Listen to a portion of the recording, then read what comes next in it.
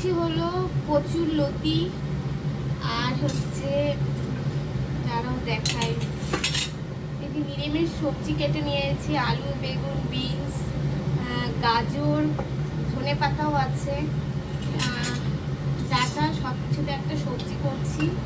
আর করছি হলো তোমার বেগুনি, দেখো লম্বা লম্বা বেগুনি কেটে নিয়েছি। আর হচ্ছে ডাল বসিয়েছি, আর ফ্রিজে চিকেন আছে। এই হলো আজকে রান্না।